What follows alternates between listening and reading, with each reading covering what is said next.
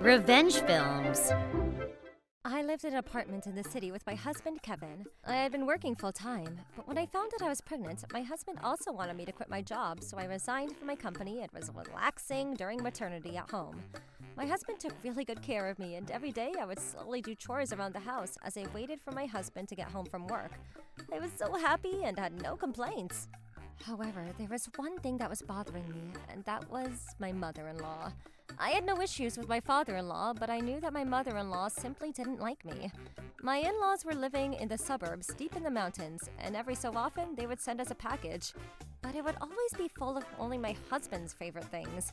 And yet for me, there would only be things that I didn't like or foods that I couldn't eat. At the end of the year and during the holidays, we would gather at Kevin's parents' house, but whenever we would go there to participate, for some reason, I was the only one shaken awake at 4 a.m., and I would be forced to do all the cleaning, cooking, grocery shopping, dishes, and laundry. On top of that, she would always yell at me, and I cried there not just once or twice. My husband understood my situation, and he told me that I didn't need to force any relationship with my mother-in-law. Depending on the household, there are some husbands who expect their wives to get along with his family, but my husband was the type to protect me instead, and I was really grateful for that. Then one day, we heard from my in-laws for the first time in a while, and they were telling us that we needed to come visit them at their house. However, my husband was quick to say no to his parents. I was relieved by my husband's response, but then... All the relatives are gathering, and we won't forgive you guys if you don't come. Plus, if you guys don't come, that makes my son look bad to the whole family.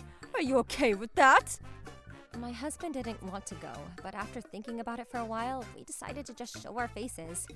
The following weekend, my husband and I went over the mountain and to the town that his parents lived in. When we arrived, all the relatives were meant to be there, but there wasn't a single car nearby. We thought it was strange, and when we went into their house, that was, in fact, nobody else there. Where is everyone? You said they were all getting together today. But then his mother quickly laughed.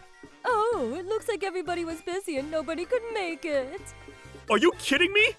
Even though we came here all the way out into the mountains? We're leaving! Even if you leave now, the sun is going down and it'll get dark. And that's a recipe for an accident. Just stay here for the night. Hearing his father's words, my husband knew from growing up there that when the roads get dark, there would often be accidents around the mountain. On top of that, I was pregnant, and we couldn't risk anything happening just in case. So in the end, we decided that we would have to stay the night. All right, fine. But we're leaving first thing in the morning. My husband was worried for me that his mom might harass me again, but nothing in particular happened, and time just passed by. My mother-in-law started preparing for dinner, and she said to my husband, Can you go get the rice from the rice storage? I'm out up here. Why can't Dad go get it? Your father hurt his back recently, and he can't walk, but he can't hold anything heavy. If you don't go get it, then I can't make dinner tonight.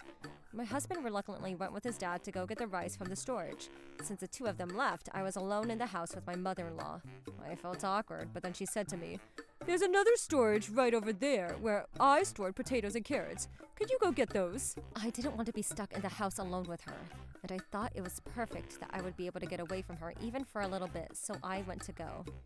As I started walking exactly where my mother-in-law instructed me to go, about 5 minutes later, I found something that looked like a vegetable storage.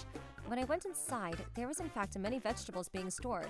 I had only ever seen veggies that were sold in supermarkets, so I found myself amazed, thinking, wow, there are so many fresh vegetables, as I admired the sight. There, I put the potato and onions and carrots that I was told to get into a plastic bag. But as I was trying to leave, I briefly heard a noise right near me. At that moment, I felt a searing pain come over my head. And the next second, I had lost my consciousness. The next time I opened my eyes, I was laying in a hospital bed. Where am I? Jessica! Are you okay? Are you awake? Standing next to me, my husband's eyes were swollen bright red as he gripped my hand. My head hurts. You shouldn't move too much. You were collapsed in front of the storage unit. Collapsed? According to my mom, she said she told you to go get the vegetables, but then you didn't come back. That's true. I went to go get vegetables after she told me to, but... What about the baby? What about the baby? Don't worry. Everything is fine. Calm down. You were carried in an ambulance, and as soon as you were stabilized, I had them check your baby immediately. But the heart is beating, and they said that the baby is fine. We're going to have a strong kid, that's for sure. Thank goodness. okay, thank goodness. But why were you collapsed in a place like that? Did you get lightheaded or something? My head was pounding, but I tried to go back through my memory, and then I remembered. No, I was hit by your mom with something. Because I heard something move right next to me. I know somebody else was there. What? Is that true? At that moment, my mother-in-law came into the room. Jessica is just confused after she hit her head. No, I'm not. I also saw her face right before I passed out. Stop with this nonsense! What are you trying to say? That I could have hit you in the head with anything? You don't even have evidence and you're calling me a criminal! That's not acceptable! I don't know if it was because of the impact of hitting my head, but it was true that I couldn't remember what I was hit with. See, if you can't remember anything, then this is meaningless. I bet you just fell and hit your head somewhere else. You're seriously such a dramatic girl. You need to hurry up and get out of the hospital. It's not even that big of an injury. She hit her head and was bleeding! And on top of that, she's pregnant! What do you mean it's not that big? My husband was ready to fight, but his mother just walked out of the hospital room. Did she really do this? If so, I'll never forgive her! When I was hit, just for a brief moment, I know I saw her face, but I don't have anything to prove it. Even then, there must be something wrong with her to hit you in the head. Maybe she brought us here this time because she was trying to hurt you to begin with. I don't know, but I just want to go home already. Me too. I'm going to go ask the doctor, and I'm going to make sure you never have to see my mother ever again. As I was talking to my husband, I saw a little girl I had never seen before peeking into the hospital room. Who was that little girl? Oh, this is one of our relatives' kids. Her name is Jenny. She's the one that found you and called the ambulance. Is that what happened? Nice to meet you. You're the one that saved me. Thank you. According to my husband, this little girl named Jenny was in the 6th grade. That girl was staring at me, and the whole time she looked like she wanted to say something. What's the matter? Well, actually, I saw everything. What do you mean? What did you see? I saw you get hit in the head by Grandma. When Jenny said that, my husband and I were shocked. Are you sure? Are you sure that my mom hit Jessica? Yeah, but I'm so scared of Grandma that I couldn't say anything. But I know that it's wrong to hit people, so... Well done, Jenny. I'm proud of you for telling us. Thank you for being so brave. Yeah, I'm so sorry, miss. I should be the one apologizing to you. I'm sorry that you had to feel that way. My husband and I sent Jenny home, and then we called his parents and told them how Jenny was a witness to everything. No, of course not. Jenny must have been seeing things. Is that so?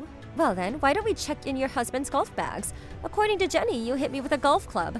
That means there might be a golf club with blood on it, or perhaps you might be missing one. As soon as I said that, my mother-in-law started to panic and crumbled down on the floor.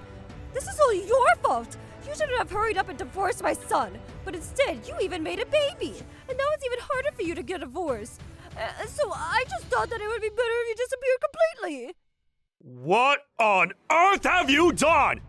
How dare you treat a human life like this? My father lunged for his wife, who was throwing a tantrum, but she confessed herself, so we called the police. After that, she tried to harm not only me, but also the baby inside me. She was sentenced to prison, and it was decided that she would spend the rest of her life there. My father-in-law apologized profusely, but I have no intention of ever forgiving my mother-in-law for the rest of my life. My husband cut off all ties with his mother, and also said that he would probably never see his parents again. I don't know how many more years she might live for, but I hope she spends the rest of her years deeply regretting what she did.